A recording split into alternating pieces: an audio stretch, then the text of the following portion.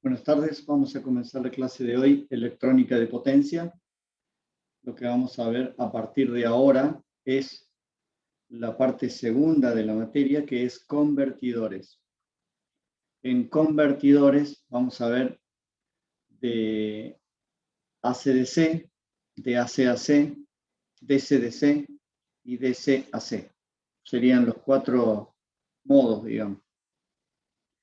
Vamos a comenzar entonces con el primero, que se llama rectificador de potencia o rectificación de potencia. El único tema que vamos a considerar que del lado izquierdo está la fuente, que es de alterna, y del lado derecho está la carga, que es de continuo. Entonces, el convertidor es de AC-DC y vamos a considerar que el flujo de energía va en esa dirección. Si va en esa dirección, va a ser rectificador. En cambio, si va en la dirección opuesta, porque de la carga rebote energía y se dirija de nuevo hacia el otro lado, esto va a ser inversor. Entonces vamos a ver que en algunos circuitos, algunas configuraciones de rectificadores, el convertidor, el bloque, puede llegar a ser bidireccional o reversible, y en otros casos no. Y lo mismo la carga. La carga puede ser de distintos tipos, pero puede ser reversible también. Es decir, recibir energía y también puede entregar. Ese tipo de cargas son algunas clases, una clasificación de las cargas que vamos a ir viendo a lo largo de este capítulo. Entonces, el rectificador puede ser unidireccional o bidireccional, pero también se tiene que dar algunas condiciones de que la carga también lo sea. Vamos a empezar por el principio. Entonces, los rectificadores son dispositivos que convierten alterna en continuo. Del lado de la fuente es alterna y del lado de la carga es continuo. Los bloques que suelen disponerse en estos convertidores son un transformador, que es opcional, puede estar o no, el bloque de dispositivos, que sería el conjunto de rectificación, filtros, que también pueden llegar a ser opcionales o no, y circuitos que tengan la protección para los dispositivos y el control. Dentro de los bloques de rectificación vamos a clasificarlo de dos maneras. Rectificadores no controlados, en donde todos los dispositivos son tiristores, esa sería la primera parte, o rectificadores controlados, en donde los dispositivos pueden ser todos tiristores o algunos tiristores y mitad tiristores y mitad diodo. Así que esas serían las opciones. Si alguno tiene, si podría por favor que todos pongan en silencio, hay algunos que no lo están. Si alguien quiere hablar, entonces, digamos, reactiva el audio y puede interrumpir cuando quiera y no hay problema. Dentro de los rectificadores no controlados, que son todos los dispositivos diodos, se clasifican en monofásicos, trifásicos y cufásicos o polifásicos. Y dentro de estos bloques también puede ser de media onda o de onda completa. Lo mismo pasa para los rectificadores controlados. Los rectificadores controlados pueden ser también monofásicos, trifásicos o cufásicos o polifásicos, y acá se clasifica en dos partes, digamos. Al tener tiristores, puede la mitad ser tiristores y la mitad diodo. Entonces, cuando son todos tiristores, se llama totalmente controlado o simplemente controlado. Cuando tiene la mitad de los dispositivos diodos y la otra mitad tiristores, se llama semicontrolado. Y cuando son dos bloques en configuración, digamos, en antiparalelo, se llama dual. Y lo mismo para los trifásicos. Vamos a ver algunos circuitos como introducción y luego vamos a ir a ver caso por caso. El primer caso sería un rectificador trifásico de media onda. Se va a definir media onda cuando tiene la cantidad de dispositivos como fases. Entonces, eso es una clasificación de media onda. En la mayoría de los casos, los rectificadores de media onda requieren de un transformador de aislación o un transformador dentro de la configuración, porque necesito tomar un neutro que no estaba y que lo configura el transformador. En estos casos, la tensión de entrada, que le vamos a llamar B1, B sub 2, B sub 3, disculpen que a veces está como RST y a veces está como 1, 2, 3. Ahí hay una pequeña falla en la nomenclatura. Pasa que en la entrada le vamos a llamar RST y a la entrada de los diodos le vamos a llamar B1, B2, B3. ¿Por qué razón? Porque siempre vamos a considerar que hay una relación de transformación 1 a 1, pero puede no llegar a serlo. Puede llegar a ser otra cosa. Entonces, por esa razón es que a veces diferenciamos, pero no habría diferencia si la relación es 1 a 1. Sí habría diferencia en su relación de fase, porque según cómo esté conectado, si acá está en triángulo estrella, puede estar en triángulo triángulo o estrella estrella. Depende cómo esté conectado, va a haber un corrimiento de la fase que es de 60 grados entre estas. En este caso, que es triángulo estrella, hay 60 grados de diferencia entre BR y B1. Bueno, para los fines del diodo o para los fines del rectificador, lo que importa es lo que está a la entrada de los diodos, que sería B1, B2, B3, y a la salida B0 vamos a encontrar la tensión de salida que le llamamos B0, que esta es la interacción de los valores máximos positivos. Esto que dibujo acá sería lo que está acá. Y esta figura que está acá es la tensión de uno de los diodos, que sería el diodo de 1. Faltarían dos figuras más que están corridas 120 grados. Entonces, cada diodo conduce 120 grados y el otro porcentaje no. El siguiente lo mismo, pero corrido 120 grados. El siguiente lo mismo, pero corrido otros 120 grados. Y así sucesivamente. Este es un rectificador de onda completa. ¿Por qué es onda completa? Porque tiene 2 diodos por fase. O sea, 2 diodos por cada una de las fases. Y la tensión de salida, fíjense que la tensión de salida del anterior era tomado de un neutro que estaba generado por el transformador. En esto es directamente la relación entre los diodos. Entonces, la tensión B0 es una interacción entre la tensión del lado superior con la tensión del lado inferior. Y siempre va a ser una tensión de una fase y del lado de abajo la de otra fase. ¿Cuál? Depende. ¿Cómo se sabe cuál es la fase que corresponde? Tengo que tirar una línea, por ejemplo acá. Tiro una línea acá y yo sé que del lado superior es este punto y corresponde a la tensión B1 y va a estar conectado el diodo D1. Es esto lo que veo. Del lado inferior, el más negativo, no es B3 sino es B2. Es B2, no es B3. Entonces, la tensión B2 sería el diodo D5 y esta tensión. O sea, el circuito se cierra por acá y se cierra, disculpe, por ahí. Ese sería en esta fase. En la siguiente, bueno, vamos a ir analizándolo cada caso. Cada caso en particular, depende de dónde vayamos analizando la fase.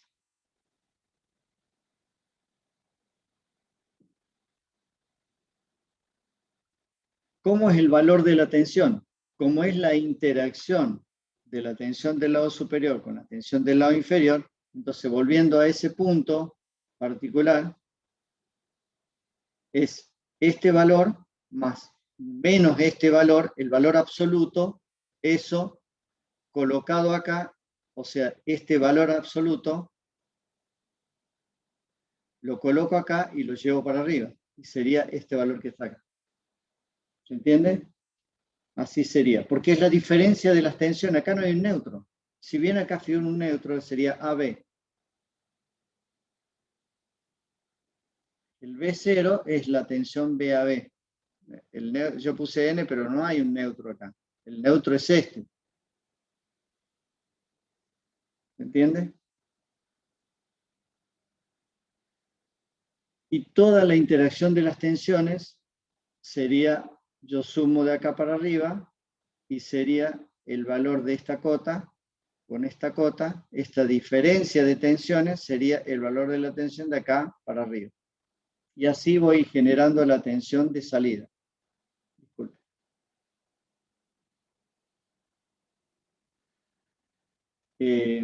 Entonces, la tensión en este circuito es un voltaje mayor que el que podía lograr acá, porque la tensión en el de media onda, siempre el valor máximo que obtengo a la salida es el máximo de una tensión de fase. En cambio, la tensión que veo acá es la tensión de diferencia de fase. Si yo lo dibujara en bloque, digamos, quedaría así. Yo tengo la tensión, entonces 1, 2, 3. La tensión que voy a lograr a la salida, en realidad es esta, que es la interacción entre 1 y menos 3. Y 3 desfasado 180 grados. Esta sería la tensión B1, 3. ¿Se entiende? Además, va a estar 60 grados corrido respecto de B1, de la tensión de la fase 1. Bueno, eso es lo que van a notar acá y por lo tanto el valor de la tensión es superior al valor máximo de cada una de ellas, porque es una interacción. Este valor es un valor superior al valor de cada una de las fases. ¿Cómo es un rectificador de 12 pulsos cuando la entrada es trifásica? Bueno, vamos a analizar primero de qué se trata los pulsos. Los pulsos se refiere al ripple que tenemos en la tensión de salida. ¿Cómo es el ripple de la tensión de salida? Bueno, acá tenemos 1, 2, 3 pulsos por fase, porque la fase comienza acá y termina acá. Entonces tenemos 1, 2 y 3. 3 pulsos por fase. En un rectificador de media onda. 3 pulsos a la tensión, o el ripple tendría 3 veces la frecuencia de 50 Hz. ¿Cómo es el de onda completa? El de onda completa, si el ciclo comienza acá y termina acá, entonces sería 1, 2, 3, 4, 5, 6. 6 pulsos, el doble que el anterior. Y además, la tensión, el ripple de voltaje respecto de este otro, es menor. Fíjense el ripple que estoy viendo acá. Este ripple es mayor que este. ¿Cómo logro 12 pulsos a la salida si yo solamente dispongo de trifásico? Porque la idea es la siguiente. El primer bloque tiene 2 transformadores. El primero hace una tensión de salida sin corrimiento de fase. Entonces está conectado en estrella-estrella. El segundo está conectado en triángulo-estrella. Entonces la salida va a estar desfasada respecto de la otra salida en 60 grados. Entonces la tensión 1, 2, 3 respecto de la 1', 2', y 3' está desfasada 60 grados. Entonces acá está el circuito de simulación y acá está cómo se ve la tensión desfasada. Lo único que si yo mido acá, en estos bornes acá, si yo mido la tensión en esos bornes y en estos, como no hay un neutro acá, sino que todo flotante, yo lo que he hecho con el SPICE es flotarlo sobre el 0 para compararlo a los dos. Entonces veo que están efectivamente corridos 60 grados y puedo ver la interacción entre ellas, pero como la suma digamos, esto es una fase, pero recuerden que cada una de estas genera 6. Entonces, 6 y la otra 6 corridas 60 grados, terminamos haciendo 12 pulsos, que es lo que estoy viendo arriba. Además, la tensión es muy grande, muy alta, porque están puestos en serie las dos salidas. Si estuvieran en paralelo, la tensión hubiera sido similar a la de onda completa, trifásico, pero con un ripple de 12 pulsos. Profesor, Sí. ¿qué ventajas o en qué caso usaríamos un rectificador de 12 pulsos? Bueno, buena pregunta. Imagínense si yo tengo que hacer un rectificador y quisiera tener una continua lo más pura posible.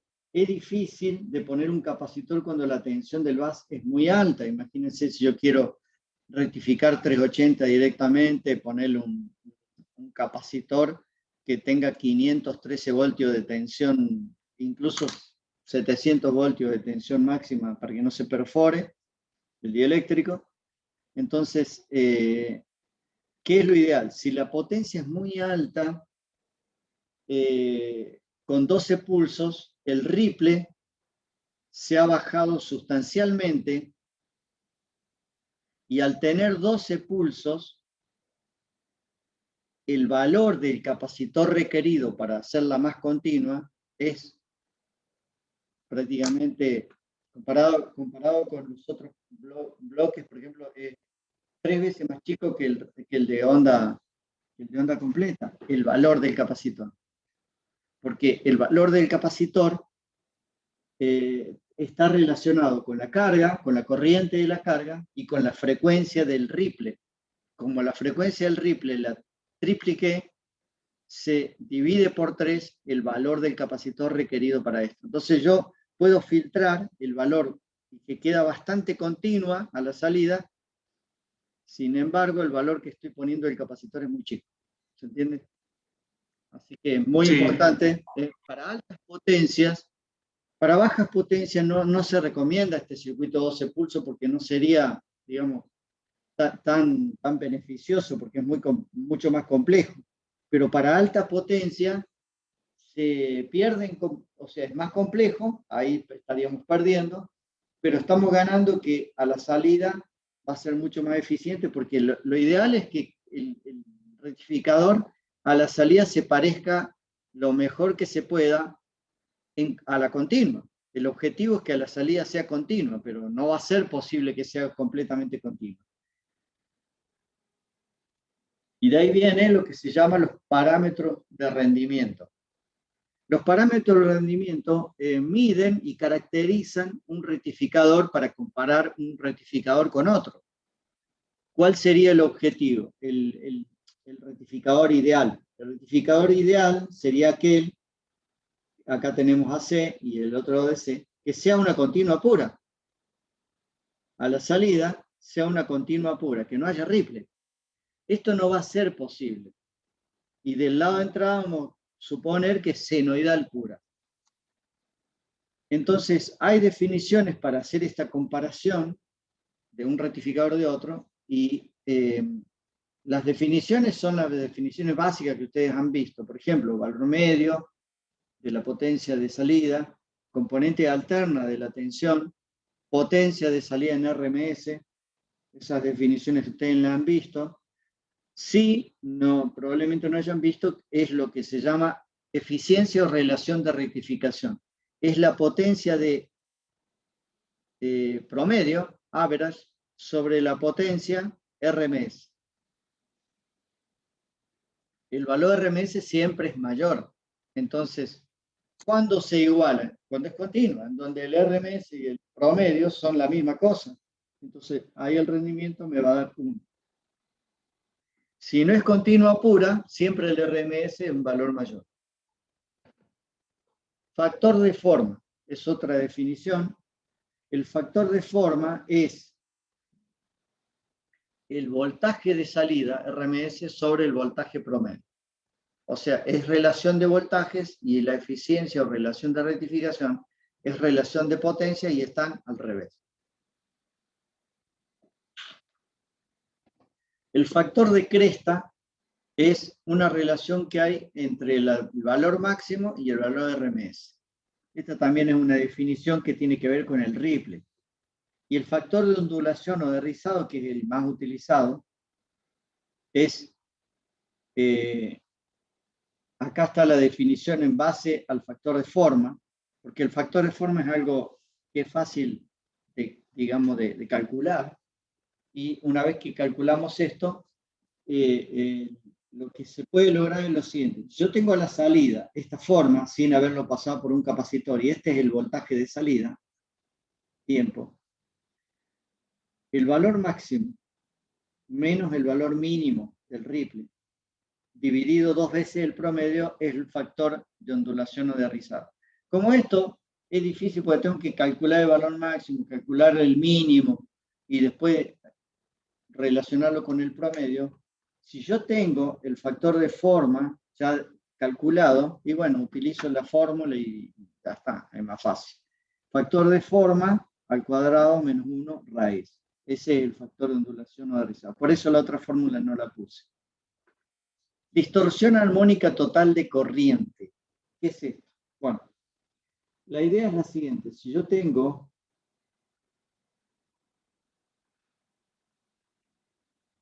un bloque, que sería el rectificador, y conectado con una carga, este sería el rectificador, y acá tengo la entrada. La pregunta sería, bueno, del lado de salida se requiere que sea continua, entonces no me voy a preocupar tanto por el ripple, porque el ripple lo voy a medir y lo voy a analizar, y lo ideal es que sea continuo, tanto en tensión como en corriente. Pero el problema es en el lado de entrada. En el lado de entrada va a haber armónicos debido a la característica del dispositivo, del diodo que está conectándose y desconectándose, va a haber discontinuidades, y, o sea, va a haber componentes no lineales y la característica de la carga. Entonces, en general va a ser complicado que la forma de la corriente de entrada en cada una de las fases sea senoidal. Por más que la entrada sea senoidal, lo más probable es que no lo sea. En general va a ser de una forma, me voy a adelantar, como esto.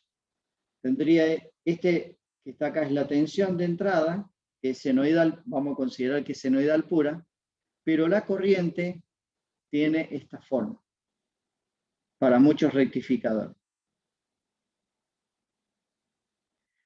que sería I de T.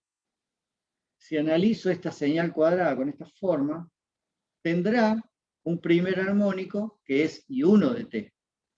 Entonces, esa señal va a tener un espectro, frecuencia y amplitud que tendremos que analizar. ¿Qué es la distorsión armónica total? Volviendo a la distorsión armónica total. Dada una señal, que no sea senoidal obviamente, entonces describe relaciones o proporciones escalares, como las frecuencias armónicas, las amplitudes de las armónicas. Acá puede ser 1, 3, 5, 7, perdón, 1, 3, 5, 7, 9. 1 sería la fundamental. Como las amplitudes de las frecuencias armónicas son distintos de 0, porque estamos en ese caso, entonces tenemos que analizarla. Pero hay otro detalle. Estas amplitudes están analizadas en 2D. Si lo analizo en 3D, podemos ver que esta señal puede estar rotada en fase. Aquí mismo, dentro de este mismo punto, yo la podría ver, en lugar de verla así, la podría ver así, o la podría ver así, o así, respecto de la primera que puede estar en fase. Entonces, esta puede estar rotada dentro de los 360 grados, cada una de ellas, porque no necesariamente van a estar en fase. Entonces, la distorsión armónica total, en realidad, volviendo, es una medición escalar. Y lo que hace es lo siguiente, bueno, caracteriza señales escalares. Entonces, mide las amplitudes de cada una de ellas, los módulos, hace la sumatoria de todas estas amplitudes sin tener en cuenta la primera armónica, que también se llama fundamental. Entonces, analiza este espectro dividido o respecto al primero.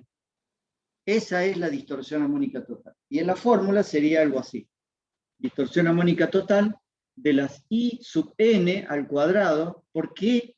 Porque como estoy tomando los valores de módulo, entonces me pueden dar valores negativos. En vez de decir el módulo, directamente tomo el valor, lo hago el cuadrado y después hago el raíz cuadrada. Esa es una manera de caracterizar la distorsión armónica total,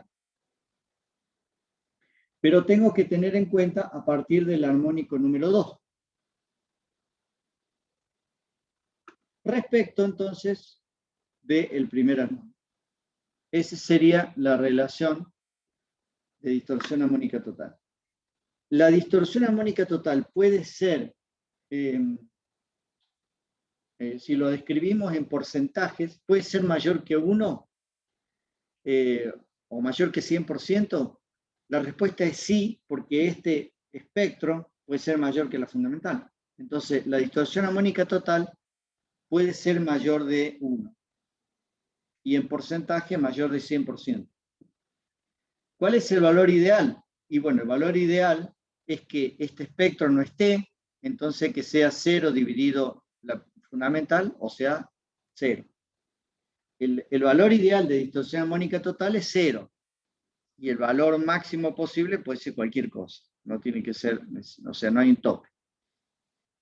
Y el factor de utilización del transformador es cuando tenga el convertidor transformadores. Va a describir la potencia promedio sobre la potencia RMS. La relación de las potencias es el factor de utilización. Bueno, esta señal en particular, que es una señal, en realidad esa forma que estamos viendo acá proviene de uno de los convertidores que vamos a ir viendo, y eso tiene este espectro de Fourier, y el espectro de Fourier, bueno, lo pueden hacer con una carga, siempre va a ser dependiente de la carga. Este es el espectro de Fourier de la corriente de entrada, para la forma que estamos analizando acá, viéndolo entonces aquí, no del voltaje de salida, sino de la corriente de entrada. ¿Por qué me interesa la corriente de entrada? Porque ahora vamos a ver otras definiciones que tienen que ver. Esperen un segundo y ya les comento cuál. Entonces tenemos el espectro, y volviendo al SPICE o cualquiera de los simuladores, en este caso el SPICE, bueno, es el espectro que pueden lograr de una manera muy sencilla, y les devuelve todos los valores, incluso la distorsión armónica total directamente les da el valor. Lo único que tienen que decir cuando hacen el espectro de Fourier es cuál es el valor de la primera armónica, cuál es la primera. ¿Para qué me sirve esto? Bueno, primero para definir o describir el componente armónico que tiene la corriente de entrada. Y segundo, para describir o definir el factor de potencia. El factor de potencia es una medida o una medida de calidad de energía que es un requerimiento de, digamos, en este caso, el proveedor de energía. Requiere que si la tensión que le está entregando a ustedes es una senoidal de voltaje, requiere que la corriente sea una senoidal cuya forma describan las dos senoidales, o sea, la forma debería ser senoidal. Y además estar en fase, o sea, se tiene que dar dos cosas. La forma y la fase. Entonces, el factor de potencia me va a describir la fase, se llama factor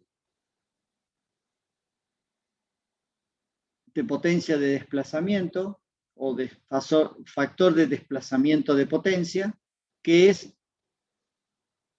el coseno phi, o sea, que es el ángulo entre la primera armónica y el resto. O sea, es la relación entre la primera armónica, básicamente. Y el factor armónico o la distorsión armónica de la corriente se llama factor de distorsión. El factor de distorsión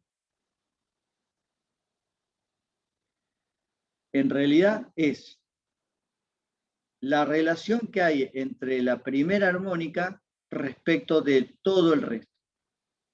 Si ustedes se fijaban cómo es la distorsión armónica total. La distorsión armónica total era esta fracción dividido esto.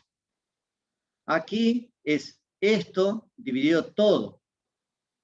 El factor de distorsión es el primero dividido todo. Eso me da a entender de que va a haber una relación entre el factor de distorsión y la distorsión armónica total. Bueno, acá está, esta es la relación que hay entre ellas. Entonces, en general, me conviene describir la distorsión armónica total, que ya me la devuelve directamente los simuladores, y yo puedo a través de eso determinar el factor de distorsión. Hay muchos osciloscopios, el Fluke 43B o alguno de ellos, son instrumentos para medir calidad de potencia y ellos pueden devolver la distorsión armónica total y el factor de distorsión directamente. Pero la mayoría de los osciloscopios actualmente me pueden dar la distorsión armónica total. Ese es un dato que está, porque hace la transformada de Fourier rápida y me devuelve el valor.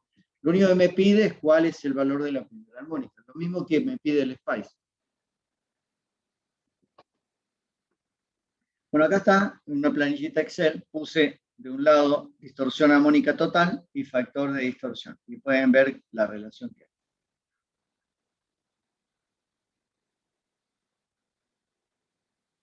Entonces, resumiendo, el factor de potencia es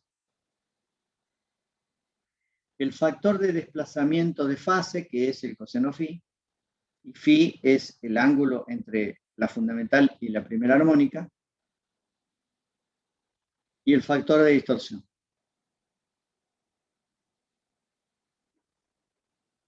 Si solamente nos quedamos con la relación de fase, podríamos encontrar lo siguiente. Tenemos la entrada, la tensión, este sería el voltaje de entrada, el rectificador, y la forma de la corriente es esta. Pero si analizamos, el primer armónico de esto sería el que está acá, I1 de T, y si ustedes se fijan, I1 de T respecto del voltaje están en fase. Entonces, si solamente nos quedamos con la fase, o con el coseno phi, el factor de potencia sería 1 acá. Y no es así.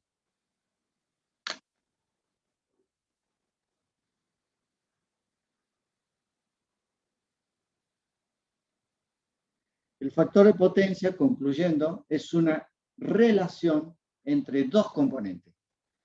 La relación de corrimiento de fase y la relación de distorsión que se llama factor de distorsión. Esa dos.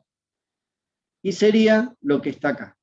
Acá están los dos, digamos, la fórmula final. Y es un valor que está entre 0 y 1.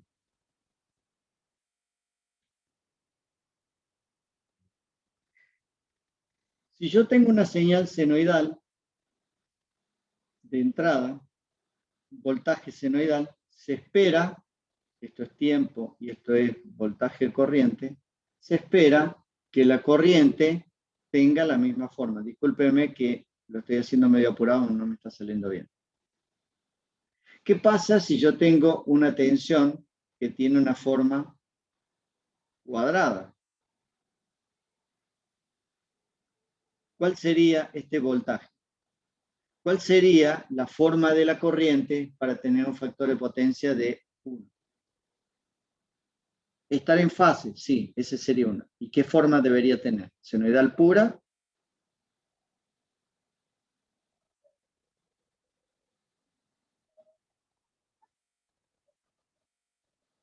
¿Qué opinan? ¿Qué forma debería tener la corriente para que el factor de potencia sea 1?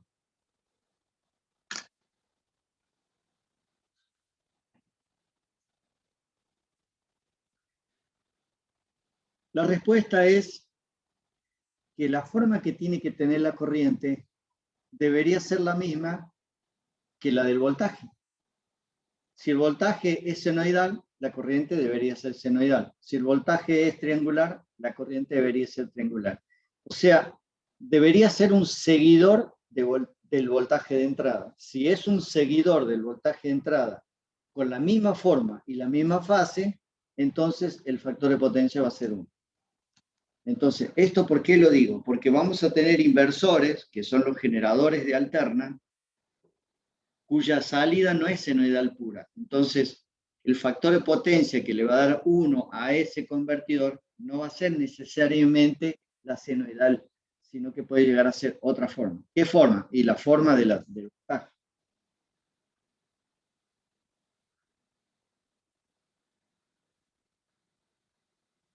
Bueno, vamos a ir viendo algunos bloques, vamos a pasar muy rápido. Rectificador no controlado, monofásico, media onda, carga resistiva. Ahí tienen el voltaje de entrada, el voltaje de salida, acá está cortado, ahí pueden ver cortado, y este es el voltaje del diodo, que el diodo que acá hay un voltaje de offset, porque acá es 10 voltios. Entonces, bueno, hay una proporción. Si esto fuera 100 voltios no se vería nada. Entonces este es el voltaje en el diodo. Cuando conduce hay una caída que no es cero, es un diodo real. Si analizamos los valores, el valor promedio es B máximo sobre pi, que es la integral que estamos viendo ahí. La corriente es B máximo sobre pi sobre R, y el valor RMS es B máximo sobre 2. Y la IRMS es B máximo sobre 2R. Vamos a carga resistiva inductiva. Con carga resistiva inductiva, acá pasa algo, que es que la corriente en realidad va a tener esta forma. Al principio va a tener una forma de casi exponencial, terminando con una forma senoidal.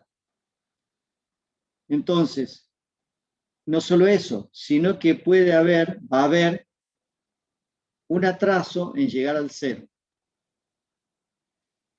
Debería llegar al cero exactamente como es la tensión, en pi, sin embargo, demora un poquito más, que es el valor beta, llega hasta beta.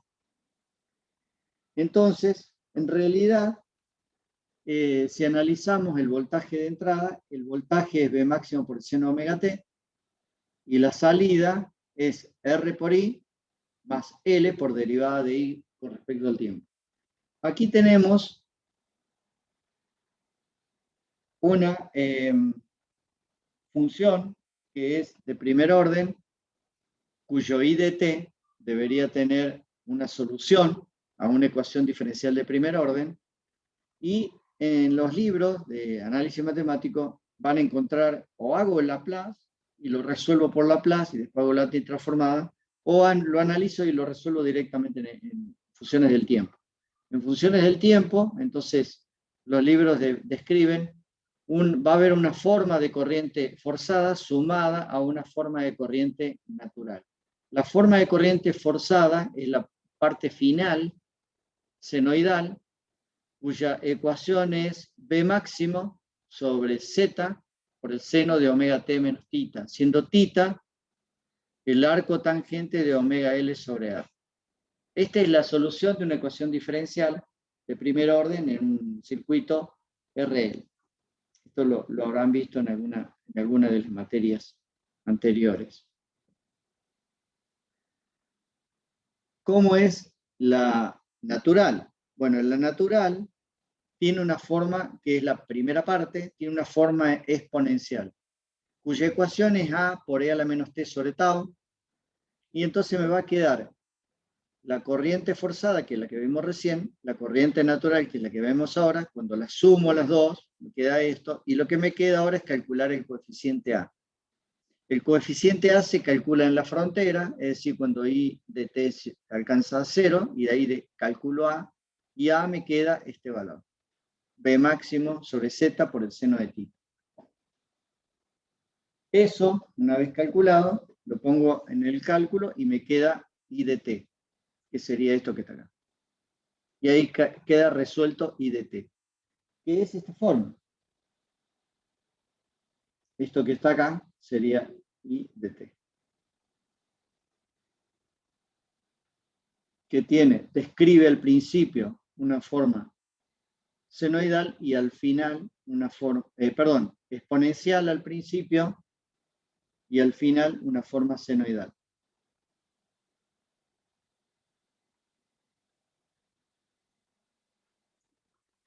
La pregunta que me va a quedar ahora es cómo calcular cuando llega a 0.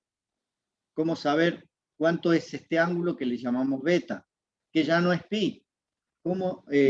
¿Cuánto vale? ¿Cómo hace para llegar a en qué valor de beta llega a 0? Bueno, depende de la carga. Y depende de la característica de la carga, o sea, de las relaciones que hay entre L y R. Y lo que se puede hacer en el simulador es fácil, porque yo simplemente hago un barrido de L con R fijo y voy viendo cómo se va manifestando. Esto es con L0, o sea, resistivo puro, luego con un valor de L, y a medida que voy aumentando, el valor va yendo, el valor de beta, digamos, se va incrementando. Lo mismo podemos hacer con L fijo y R variable. A medida que achicamos R, no solo que el valor de la corriente es mayor, sino que se expande el valor de beta, donde alcanza a 0. ¿Por qué me interesa eso? Bueno, porque me interesa saber a dónde termina, para poder caracterizar el valor de la corriente media o eficaz o el valor pico. ¿Cómo lo haría el cálculo yo si fuera un cálculo numérico? Bueno, como hay, si lo analizo por este lado, cuánto vale I de B, y lo hago alcanzar a 0, resulta que B está acá y B está arriba del exponencial. Como está complicado el cálculo, entonces lo ideal es asignar un valor, que es más de pi, es mayor que pi. Entonces asigno un poco más y veo cómo alcanza 0. Hago otra asignación del valor de B para adelante y veo si se está acercando más a 0 o se está alejando de 0. O sea, el cálculo es iterativo. Lo tengo que hacer con algunas iteraciones y lo llego a calcular. Lo puedo hacer con una planillita de Excel en donde voy haciendo las asignaciones del valor de B y voy viendo cómo va acercándose a 0 hasta llegar al valor de 0. Pero ¿qué pasa? Como la carga es variable, entonces esto va a ir cambiando, porque depende de cuánto vaya valiendo R y cuánto vaya valiendo L y sus relaciones. Sigamos otro caso. Cuando la carga, ahora le agregamos un generador de tensiones. Este generador puede tener la tensión positiva arriba o la tensión negativa arriba. Depende de qué estemos analizando. Vamos a analizar primero, vamos a analizar en este caso cuando la tensión es positiva arriba. En ese caso, entonces, la tensión de entrada puede llegar a ser esto. si la tensión B2 es esto, entonces la corriente puede ser positiva cuando la tensión de entrada supere B2. Si no, no. Es decir, esta tensión tiene que superar a esta para que para acá circule corriente. Ese valor de ángulo, vamos a llamar alfa 1. Alfa 1, entonces, es B máximo por el seno de alfa 1 igual a la tensión, ahí es cuando se igualan, y de ahí saco cuál es el valor, que es el arcoseno de BCC sobre B máximo. Entonces, va a haber un ángulo a partir del cual la corriente puede llegar a circular, a ser positiva. A partir de ahí, entonces va a terminar en el valor beta. Y entonces en el cálculo se agrega BCC y lo demás queda igual, pero con este valor asignado. Tengo que también recalcular el valor del coeficiente A, que acá está puesto.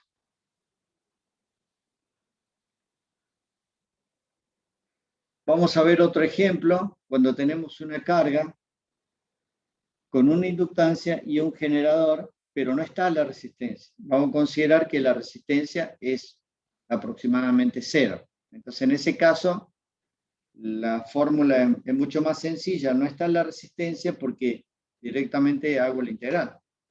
La integral sería esta y se puede llegar a una solución bastante sencilla. Acá está la solución de la integral y va a ser válido también desde alfa 1 hasta beta.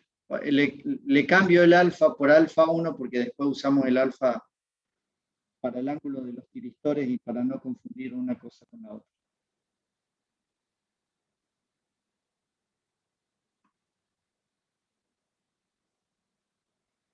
Otro ejemplo, cuando hay un diodo de corrida libre. Cuando hay un diodo de corrida libre, ¿qué quiere decir un diodo de corrida libre? El diodo que está acá abajo.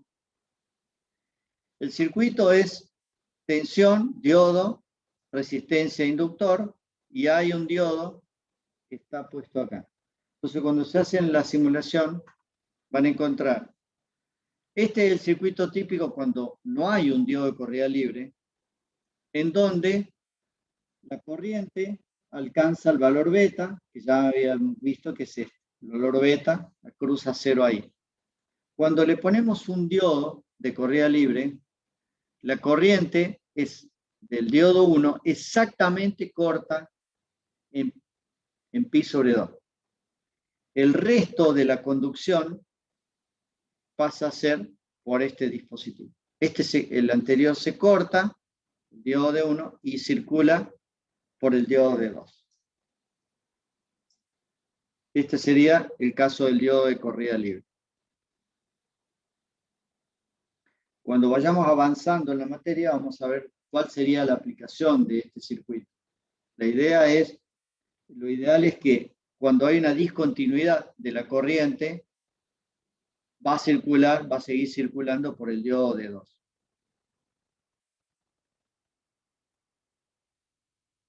Vamos a ver un caso de rectificación de media onda con capacitor. Es decir, carga resistiva y un capacitor.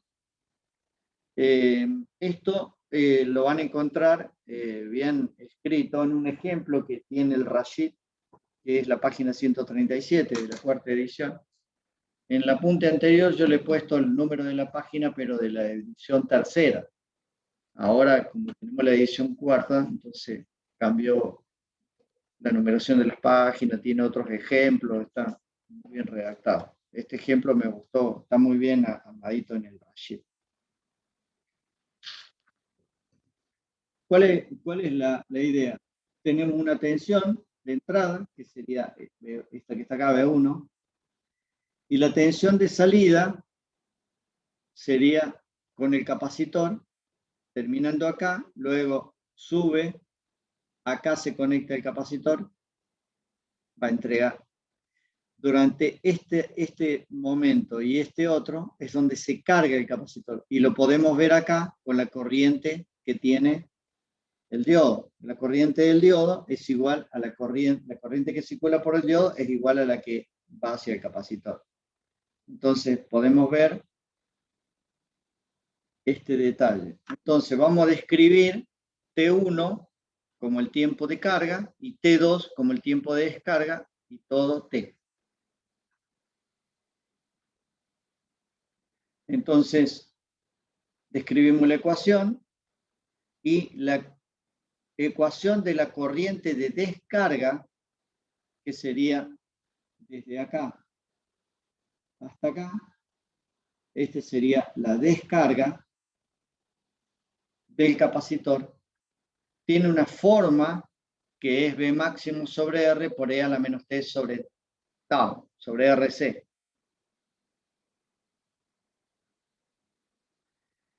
A su vez, la tensión sería esto por esto mismo por R. Así que ya pueden saber cuál es el valor de la tensión de descarga.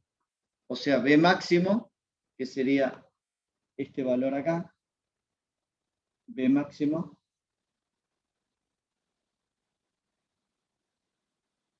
por E a la menos T sobre RC. La tensión pico a pico sería esto que está acá, que es la relación que hay entre el máximo y el mínimo, que es cuando justo alcanza antes de comenzar la nueva carga. Ese valor entonces sería B máximo menos esta otro que está acá. Entonces me quedaría, yo junto, me quedaría B máximo 1 menos E a la menos T sobre RC. Pero hay una ecuación que cuando tenemos ángulos chicos, que E a la menos X es aproximadamente 1 menos X. Y si X es menos T2 sobre RC, entonces me quedaría 1 menos 1 menos menos, que sería más, T2 sobre RC. Esto se va con esto y me quedaría B máximo por T2 sobre RC. Pero T2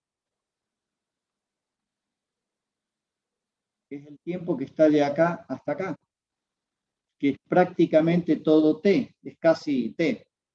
Entonces vamos a simplificarlo y considerar que T2 es aproximadamente T. No es cierto, pero para simplificar. Entonces me queda B máximo sobre la frecuencia sobre RC. Ese es el valor de la tensión del ripple. B máximo sobre R es la corriente. Entonces el valor del capacitor, siempre la fórmula es I por T sobre delta B. Bueno, acá estaría la fórmula de dónde sale, digamos.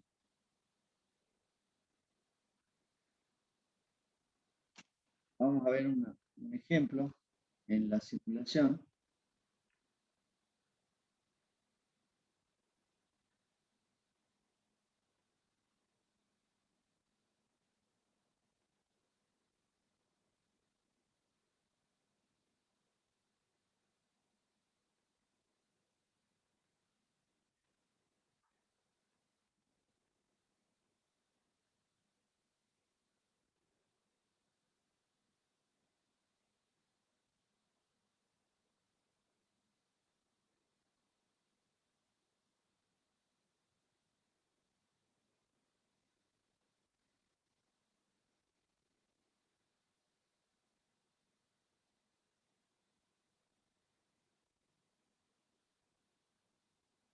Bueno, y tienen el ejemplo, lo corro.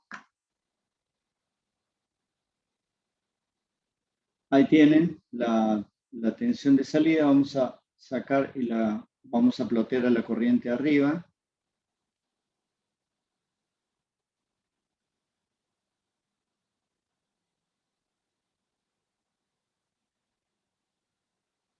Ahí si se fijan, el primer pulso, observen que tiene un valor de corriente pico mayor que el resto. ¿Por qué esto? Bueno, porque consideramos que el capacitor inicialmente está descargado, entonces al estar descargado comienza de 0. En cambio, en el próximo ciclo comienza de ahí. Ya comienza de una carga que es el valor, final de descarga. Y comienza con el valor pico. El valor pico, fíjense que no es exacto, es aproximado. Fíjense que es casi se puede considerar que es el valor pico. Y luego del primer pulso, todos los demás son, digamos, periódicos. Pero el primero, el valor máximo. Ahora, este valor es mucho más grande que el resto. ¿El diodo se destruirá? Bueno, resulta que justamente había un detalle que analizamos en los diodos, que es el IFSM,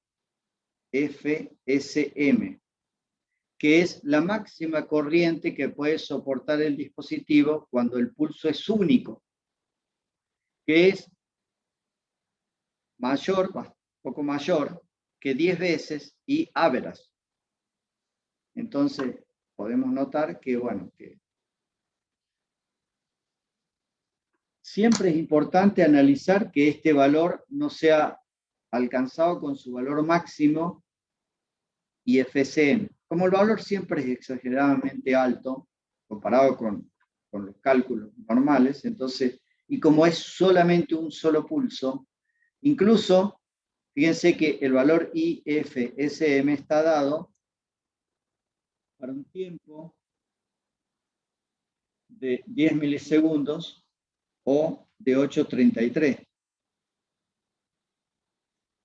Si el valor es menor, como es este el caso, el valor de la corriente máxima que puede soportar es bastante mayor. Y estamos hablando de, fíjense, de bastante menos, casi la mitad. La duración es la mitad, porque es un cuarto de ciclo. Así que es 5 milisegundos la duración. Si vamos a la tabla, por eso había una tabla que yo les mostré del IFSM en función del tiempo, en donde se puede ver que es mayor si el tiempo va disminuyendo, que es 10 milisegundos o 8,33.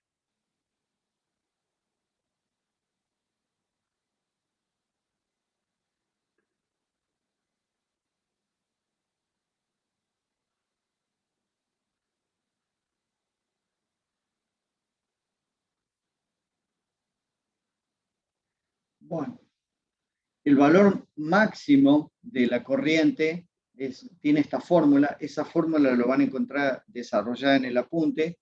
La fórmula es bastante larga, yo no se la voy a pedir. O sea, el desarrollo no le voy a pedir. Simplemente tomen la fórmula. Y si quieren hacer algún cálculo, pero el cálculo lo pueden no necesariamente calcular, sino directamente simular y ver cuál es el valor de pico máximo de corriente. Y compararlo con ese valor. Vamos a un rectificador monofásico de onda completa, cuando es carga resistiva, puede tener acoplamiento de transformador con toma media, o puede ser con dos diodos, con 4 diodos que serían puente completo. También suele llamarse de Graetz.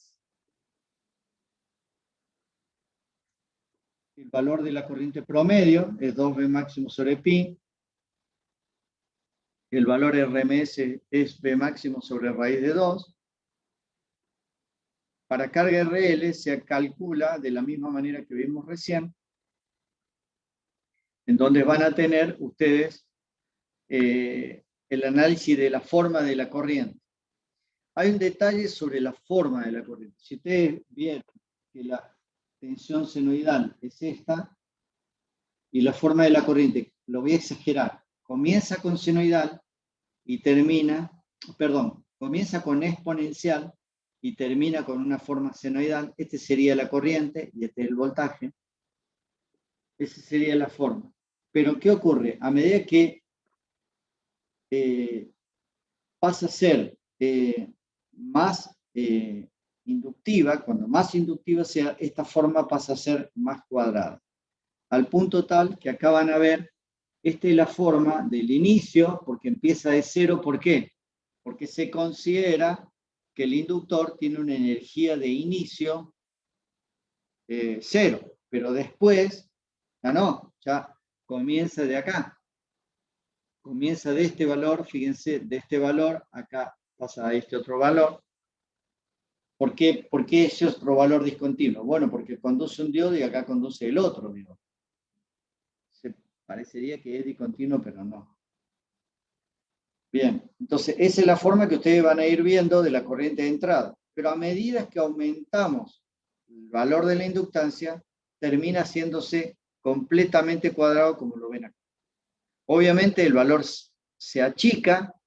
Fíjense que acá llegan a 500 mA, acá baja un poquito a 400, pero se hace completamente cuadrado. La corriente pasa a ser cuadrada, la forma de la corriente de entrada, es decir, un semiciclo circulando por este diodo y de 1 y de 2, y el otro por D3, D4. A medida que aumentamos la inductancia, la corriente pasa de la entrada, ¿no? De entrada, pasa a ser completamente cuadrada. Y la corriente de salida pasa a ser continua. Es completamente continua. Sin embargo, la tensión no cambia con los valores a medida que va cambiando el valor de la inductancia. La forma de la tensión de salida es siempre la misma. Pero la corriente que vamos a ver acá tiende a ser continua pura a medida que aumentemos el valor de la inductancia. Pero la tensión que vemos acá nunca cambia. Es siempre senoidal con esta forma. Cambia si le ponemos un capacitor en paralelo, pero si le ponemos, vamos cambiando las inductancias, el valor de las inductancias, la tensión entre estos bornes no cambia. Después le voy a mostrar algunas simulaciones en donde se muestra justamente eso. Cómo voy variando el valor y cómo ustedes van viendo que la tensión no cambia, pero la corriente sí. Si analizamos el valor de la corriente de entrada I sub in, vemos que es una cuadrada pura y digamos, el espectro de Fourier de una cuadrada pura tiene esta forma acá, frecuencia, amplitud, cuyo factor de decrecimiento es el que están viendo ahí, que es 1 sobre X, el factor de decrecimiento de las amplitudes. Están todas las armónicas impares, y las pares no están, y no está la continua. Bueno, acá tiene el desarrollo de Fourier, que es el desarrollo de una señal cuadrada completamente. Vamos a otro caso que sería una carga RL, pero le agregamos ahora una tensión al circuito. De nuevo, la corriente va a poder circular por acá cuando la tensión de entrada alcance el valor V2 y a partir de ahí recién va a empezar a circular corriente. Entonces podemos ver acá con distintos valores de inductancia. A medida que la inductancia va aumentando, se va poniendo cada vez más cuadrada hasta llegar, fíjense, a ser prácticamente cuadrada, que sería este. Esta es la forma de la corriente de entrada para 100 mH, prácticamente es cuadrada. Sin embargo, la tensión de salida no cambia, es siempre la misma. Ustedes pueden observar acá que es siempre la misma. Y la corriente de salida, esta es para una inductancia chica, esta para una inductancia más grande, y esta, que prácticamente, fíjense, es continua. Prácticamente ustedes ven una corriente continua cuando la inductancia alcanza 100 mH para este caso, porque tenemos que ver la relación, ¿no? Y acá podemos ver la tensión en la resistencia, o sea, la tensión medido ahí.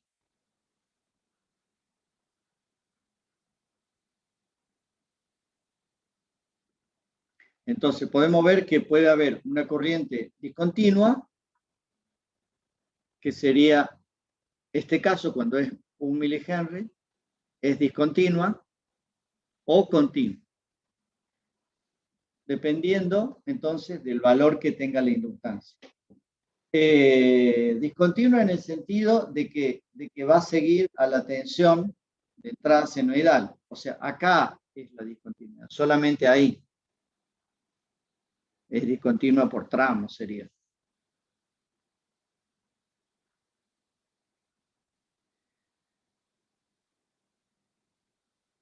Rectificador de onda completa con un capacitor y una resistencia de carga. Bueno, va a ser el mismo caso anterior, pero voy a tener una carga positiva y una carga negativa, una carga positiva, y se van a ir intercalando esto, y el circuito va a ser, y el análisis es el mismo que el que vimos anteriormente del Rashid, pero se agrega un 2 acá. El anterior era B máximo sobre FRC, este es B máximo sobre 2. ¿Por qué? Porque es onda completa.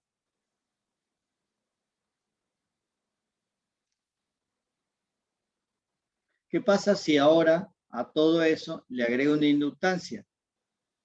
O sea, al circuito con capacitor y resistencia le agrego una inductancia. En ese caso, entonces voy a tener que la inductancia tendría el efecto, la inductancia L me tiende a ser continua la corriente.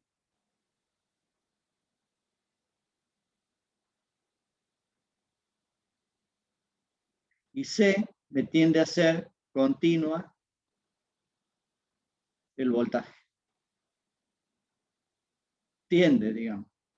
A medida que aumentamos el valor de la inductancia, tiende a ser más continua. A medida que aumentamos el valor del capacitor, tiende a ser más continuo el voltaje.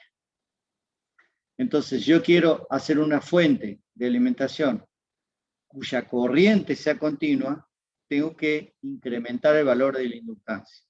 Si queremos que la tensión sea continua, tengo que incrementar el valor del voltaje, del capacitor, perdón. Ahí tienen para un valor de 100 milihenry y para 500 milihenry. Obviamente estos valores son grandes porque por la forma que tiene, por el valor de la corriente, de la resistencia, el valor que tiene la resistencia. Es una relación entre ambas, no es independiente. Acá tienen cuánto vale 10 ohm, 100 ohm. Acá solamente vemos un offset para 10 ohm y para 100 ohm. Vemos que tiene la misma forma, pero va subiendo o bajando con el offset dependiendo del valor de la corriente. Entonces, la corriente va a ser continua o discontinua dependiendo de la relación entre la resistencia y la inductancia.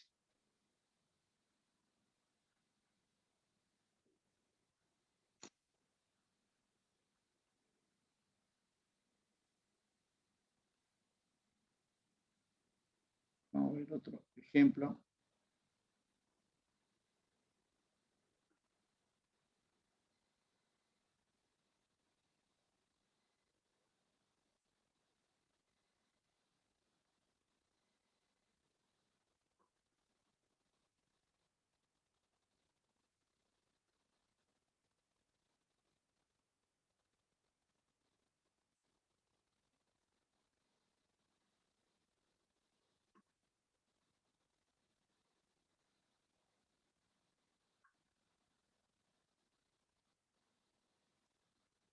Bueno, ahí tienen. Al tener en los menús se me hace difícil desplazar los cursores del Spice.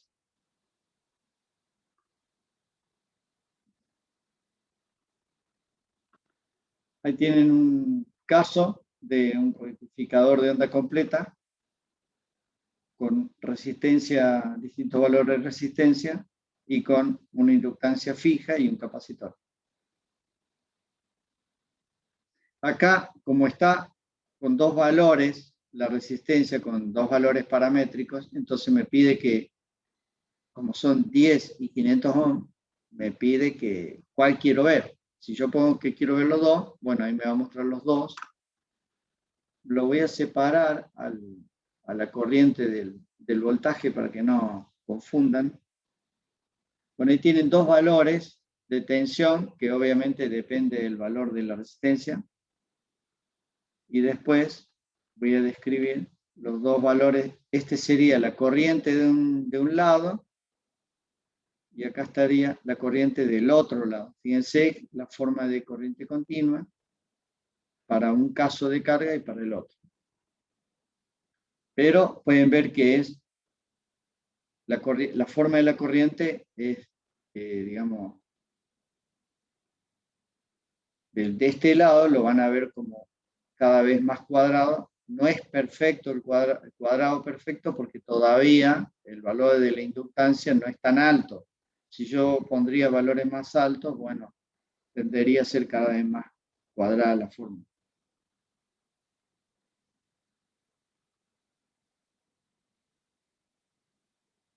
Y la tensión cada vez tiende a ser más continua dependiendo, obviamente, del valor del capacitor.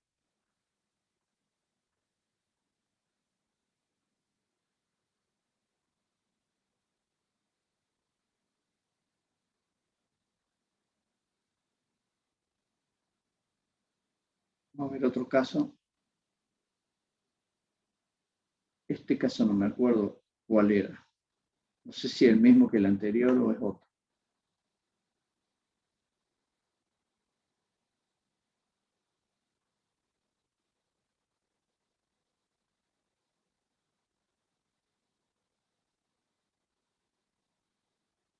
Bueno, este es un caso, no es el mismo, en donde tenemos una carga resistiva e inductiva, solo resistiva e inductiva.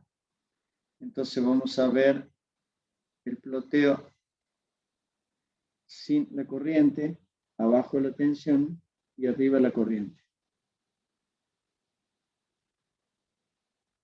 Acá tienen en rojo la tensión de salida, en verde la caída de tensión de uno de los diodos, que sería el diodo D1.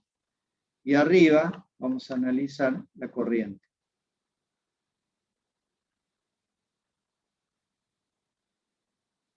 Pueden ver cómo estoy analizando la corriente en ese diodo. Si quiero analizar la corriente en el otro diodo, debo poner esto.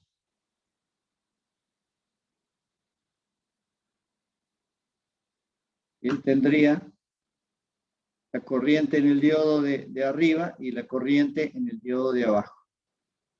Fíjense que es cuadrada prácticamente pura porque la inductancia tiene un valor muy alto, pero sin embargo la tensión de salida sigue siendo senoidal pura porque, mejor dicho, de características senoidales, no es senoidal, sino que es de onda con rectificación en onda completa, pero porque yo estoy analizando la tensión acá. No tiene un capacitor, tiene solamente una inductancia y una resistencia. Pero pueden observar que el valor de la inductancia es suficientemente grande como para que la corriente de entrada se vea prácticamente continua. Si yo analizara Fourier acá,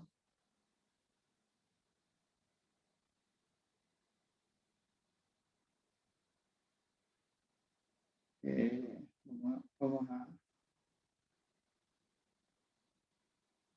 usar la escala de...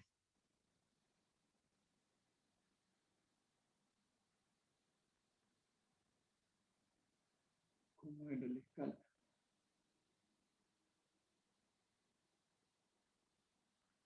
Hace una semana y ya me olvido cómo... Bueno, acá. Disculpen que por ahí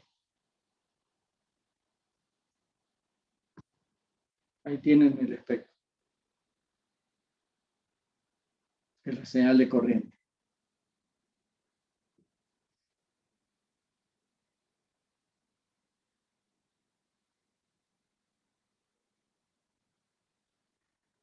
Bueno. pasa una semana y ya me olvido las formas, cómo hacer la utilización de las señales de Fourier. Bueno, vamos a ver un caso de rectificador trifásico de media onda.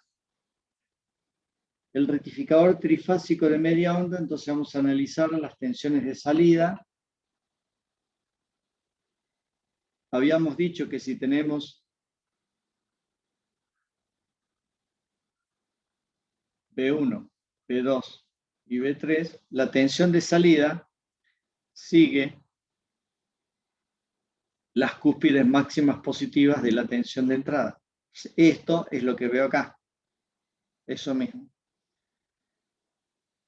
La corriente en un diodo va a ser esta corriente, luego nada, circula el siguiente diodo, luego circula el siguiente y así sucesivamente. Entonces cada diodo conduce 120 grados, el resto no, y el siguiente conduce a otros 120 grados, y lo veo acá. Fíjense que esta es la tensión, acá la tensión es 0, o el valor de caída, digamos que en esta escala tan alta se ve muy bajo, se ve prácticamente 0. Luego tienen esos dos, esta forma, y luego vuelve a conducir acá. Conduce acá y conduce acá, que sería lo que vemos acá.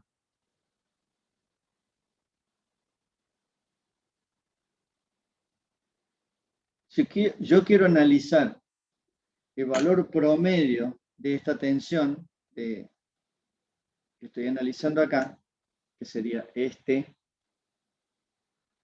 el valor promedio, como es periódico, entonces yo podría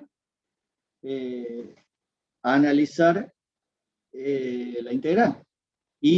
Pero ¿cuál va a ser la función que estoy observando? Podría tener en cuenta dos casos. O es tomado de B1, que sería lo que estoy viendo acá, que es una señal senoidal, pero ¿qué pasa?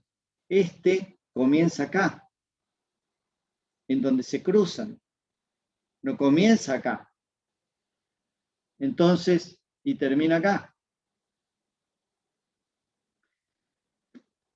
En muchos casos conviene simplificar las ecuaciones diciendo, en realidad esto es una señal, no es senoidal, sino es cosenoidal, en donde comienza acá y termina acá.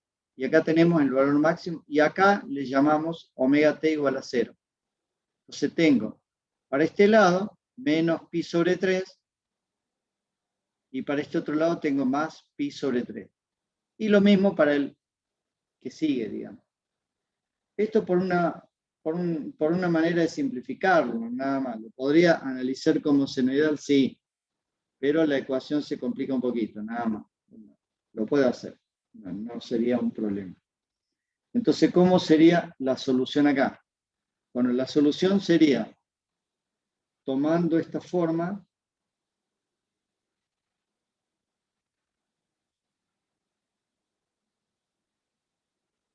menos pi sobre 3 a pi sobre 3. Este valor sería B máximo. ¿Cuál? Este valor que está acá. O sea, B máximo, el módulo este que vemos ahí. Entonces, B average es igual a 1 sobre el periodo, 2pi sobre 3. Integral de menos pi sobre 3 a pi sobre 3 de B máximo por el coseno de omega t diferencial de omega t. Cuando resuelvo esta integral, me queda bastante fácil, que sería lo que está acá, que es B máximo por el seno de alfa menos el seno de menos alfa. Como es una señal, el seno es una función impar, el menos seno de menos alfa es igual al seno de alfa. Entonces me queda que este término que está acá es seno de pi sobre 3, que se suma al anterior. Entonces me quedaría 2 seno de pi sobre 3, que se contrarresta con este 2 que está acá. Entonces me queda 3 sobre pi por B máximo por el seno de pi sobre 3. Esa sería la conclusión de esta ecuación. Y de lo mismo lo resuelvo con el RMS, que bueno, se complica un poco el RMS, tengo que usar la tabla. Acá ya no es tan simple el resultado.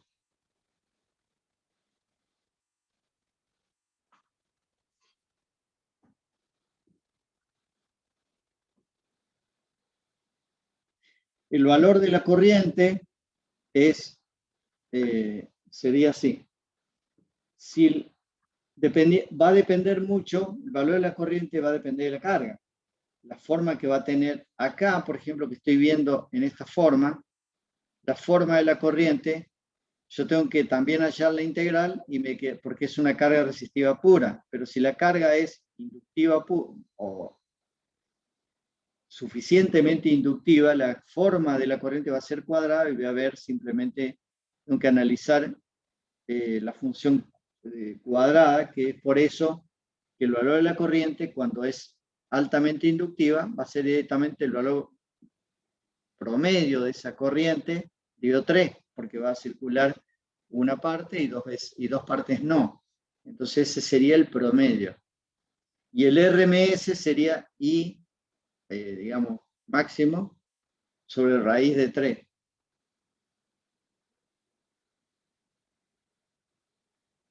Bueno, cortamos acá y la clase que viene, lo que vamos a ver, veo rectificador trifásico, hexafásico, perdón, y cortamos.